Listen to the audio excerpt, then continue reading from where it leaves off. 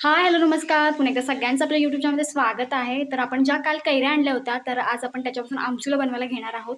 म्हणजेच कैऱ्या छान धुवून, साल काढून तुकडे करणार आहोत आणि उन्हामध्ये टाकणार आहोत. आता तर ऊन पडलंय, पण डायरेक्ट आता आपण उद्या उन्हात टाकणार आहोत. पण आज खूप साऱ्या कैऱ्या आहेत, त्याच्यामुळे वेळ तेवढा जाईल. आणि ह्यावेळेस थोडी आमसुलं वेगळ्या पद्धतीने बनवणार आहोत. जसं की फक्त मीठ वगैरे टाकून आपण बरणीमध्ये भरून ठेवतो, पण यावेळेस थोडी वेगळी बनवणार आहोत. एकदम चटकदार, एकदम आंबट अशी. तर चला आमसुलं बनवूया. आता ऊन पण खूप आहे, तर उन्हाचा फायदा तर घेतला पाहिजे. त्याच्यामुळे आपण छानपैकी, मस्तपैकी आमसुलं बनवणार आहोत. तर चला, कैऱ्या आपण काल आणलेल्या आहेत, तर त्या सोलून आपण कापायला घेणार आहोत. तर व्हिडिओ आवडला तर नक्की लाईक करा, शेअर करा आणि हो, चॅनलला सबस्क्राईब करायला अजिबात विसरू नका. तर आमसुलं पण बनवली जातात, मग ते मच्छीमध्ये वगैरे टाकली जातात. आपण जी काही सुकी मच्छी वगैरे पावसाळ्यात बनवतो त्याच्यामध्ये टाकले जातात. काही जण असेच पण खातात, ज्यांना आवडतं आंबट वगैरे खायला, तर त्या पद्धतीने ते पण बनवलं जातं. पण मच्छीमध्ये आंब्याचं फोड जरी तुम्ही टाकलं तरी खूप चविष्ट लागतं. आणि पावसाळ्यात जर मस्त पाऊस पडतो आणि छान असं कोलिंब जरी आपण भाजलं असेल, त्याच्यात जरी तुम्ही टाकलीत आमसुलीची कापं, तरी एक नंबर टेस्ट लागते भाकरीसोबत. तर चला, आपण बनवणार आहोत. दरवर्षी आपण बनवतो, ह्या वर्षी पण बनवणार आहोत. पण त्याला पडीचे जरी आंबे असले तरी काही हरकत नाही. तर चला बनवूया. तर बघा, इथे आमसूल करायला मी स्टार्ट केलेलं आहे. तर आंबे असे आहेत ना, म्हणजे कैऱ्याच्या सोलून घ्यायच्या आणि त्याच्यानंतर मग कट करायचा. आणि आता तसं काय जास्ती करून ना, जेव्हा आपण आंबे वगैरे काढतो, कलमाचे असतील किंवा रायवळी आंबे आपण उतरवत असू ना, तेव्हा वरून काढताना झेल्यातून वगैरे आंबे पडतात. तर ते आंबे जे पडतात ना, ते पण आमसुलासाठी वापरतात. किंवा घरी आपण मच्छी काही वगैरे करतो, सुकी मच्छी, ओली मच्छी, त्याच्यामध्ये सुद्धा टाकले जातात. तर तेव्हासुद्धा आमसुला करतात. पण यंदा पावसाचं आपण काहीच सांगू शकत नाही आहे. त्याच्यामुळे आपण जेवढं आपल्याला ऊन मिळेल तेवढं आपण करून टाकणार आहोत, काय काय काय काय असं बनवून. तर बघा, इथे सोलायचं वगैरे काम चालू होतं. मी सोलत होती, वहिनी मस्तपैकी कट करत होती. तर एकदम मस्त होतात आणि सुकल्यानंतर पण एक टेस्ट भारी लागते यांना. तर इथे बघा, कापायचं काम चालू आहे. आता आम्ही दुसऱ्या दिवशी उन्हात टाकणार आहोत, त्याच्यामुळे आज सगळी ज्या काही कैऱ्या आहेत त्या आपण कापून घेणार आहोत. आता तुम्हाला बघितलंच शेवटपर्यंत तर परातभर असे भरलेले दिसतील, पण सुकल्यावर अर्धी परात पण भरत नाहीत. कारण की सुकल्यावरती त्यांचं जे काही वजन असते कमी होतं, पूर्ण सुकून जातात आणि खूप छान लागतात ही आमसुलं वगैरे. तुम्ही जरी कोलिंब, भाजलेल्या कोलिंबमध्ये जरी तुम्ही टाकलं, किंवा आता ओला कोलिंब येतो, आता हा सीझन आहे, या सीझनमध्ये ओला कोलिंब वगैरे येतो आणि ओल्या कोलिंबमध्ये जर आंबा तुम्ही टाकलेत किंवा आमसुलं टाकलेत ना, एक नंबर टेस्ट लागते. तर इथे बघा, सोलायचं काम वगैरे मी करत होते आणि बऱ्यापैकी मी सोलून झाले होते माझे. त्याच्यानंतर कट करायचं काम चालू होतं. आणि ह्या ज्या कैऱ्या आहेत ना, जसे आपण लोणच्याला कापलेल्या, त्या कैऱ्या एकदम जून होत्या.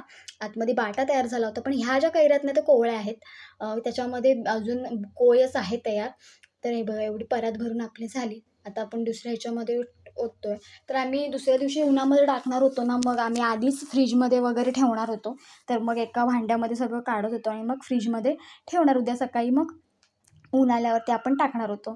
तुम्ही कापलेली जर वस्तू असेल ना, तर तुम्ही फ्रीजमध्ये ठेवू शकता आणि दुसऱ्या दिवशी तुम्ही टाकू शकता. असं काही नाही आहे की बाहेर ठेवून मग ना पाणी वगैरे सुटू शकतं, त्यांना तुम्ही फ्रीजमध्ये वगैरे ठेवू शकता. ह्यांना ऊन 2 ते 3 ऊनं चांगली लावायची, जेणेकरून चांगली खटखटीत व्हायला हवी त्याच्यामुळे. तर ह्यांना ऊन मस्त लावायचं एकदम. आता परातभर तुम्हाला बघायला मिळतील, पण सुकल्यानंतर दाखवते तुम्हाला केवढी कमी होतात ते. तर पुढचा जो भाग आहे तो नंतर येते बघा. तर दुसऱ्या दिवशी ना, मी पत्र्यावरती टाकायला घेतलं, इथे कापड घेतलं नेटचं, आणि दुसरं म्हणजे पत्र्यावरती टाकलं. आणि आता आपण पत्रावर टाकणार. पत्र कसं चांगला तापलेलं असतं, त्याच्यामुळे चांगले सुकतात. तर आपण तिकडे सगळं टाकणार आहोत. हे बघा, आता हे फ्रीजमध्ये होतं म्हणून त्यांचा कलर थोडा बदलला आहे. तर हे बघा, मी हंतरलं आणि त्याच्यावरती आता आपण हे टाकणार, जसे आपण लोणच्यासाठी ज्या कैऱ्या सुकट टाकलेल्या ना, त्याच पद्धतीने. तर मस्तपैकी लांब अशा कापलेल्या आहेत कैऱ्या, आणि त्या आता इथे आपण सुकट टाकतोय. तर अशी सगळी सुकट टाकायची आणि त्याच्यानंतर मग आपण ह्या वेळेस मसाला आणि मीठ, साखर वगैरे टाकून आमसुलं बनवणार आहोत. मस्तपैकी गेल्या वेळेस नॉर्मल फक्त आपण त्याच्यामध्ये हे टाकलेले होते, फक्त मीठ टाकलेलं होतं. पण ह्यावेळेस थोडं वेगळं खूप मस्त लागतं आणि बरणी भरून ठेवायची छानपैकी. आणि मस्त जेव्हा वाटेल तेव्हा आपण खाऊ शकतो, किंवा आपण जे काही बनवू त्याच्यामध्ये टाकूसुद्धा शकतो. तर हे बघा, इथे मी सगळं टाकते आहे. जरी घट्ट टाकलं तरी काही हरकत नाही, कारण की उन्हाने ना सुकतात चांगली पत्र्यावरती. पत्रा कसा तापतो चांगलं, त्याच्यामुळे. पण ऊनं 2 ते 3 ऊनं चांगली लावायची. तर दुसऱ्या दिवशी इथे मी टाकली मस्तपैकी सुकत.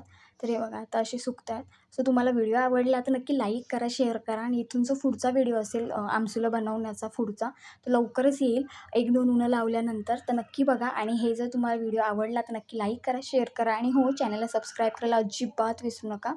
तर अशी ही आमसुलं आहेत. आपलं लोणचं बनवून झाले, आता आमसुलं बनवायचं काम चालू झालं आहे आपलं. अजून पापड वगैरे पण बरेच काय काय बनवायचं आहे. पण आता ही सुरुवात आहे. ऊन जसं आहे तसं आपण बनवत जाणार आहोत. तर हे बघा आता मी वरूनसुद्धा टाकायला घेतलं आहे. हे एकदम सुकतात पटकन. तर एकदम पातळ पण आहेत, कोवळ्या आहेत, त्याच्यामुळे पटकन सुकणार. तर हे बघा. तर चला, तुम्हाला व्हिडिओ आवडला तर परत एकदा सांगते की नक्की लाईक करा. आणि हो, तुम्हीसुद्धा करू शकता. याला पडीचे जरी आंबे, वळलेले आंबे जरी तुम्ही आमसुलं करायला घेतली तरी आमसुलं चांगली होतात.